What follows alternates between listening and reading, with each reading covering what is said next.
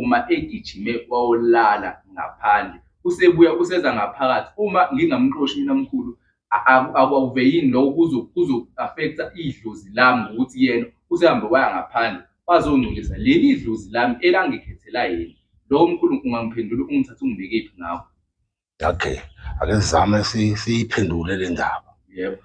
Nakuqala-ke uma unkosikazi efebile, Yebo.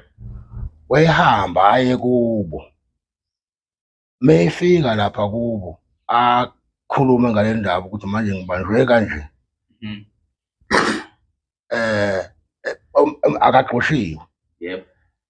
Ngibanjwe kanje, uzobe sebuya nembuzi kubo. Yebo. Ezoxolisa la egane khona. Yebo. Ezogeza lona-ke idlozi ngoba wenze lento. Wenze kabi. Wenze kabi. Yebo.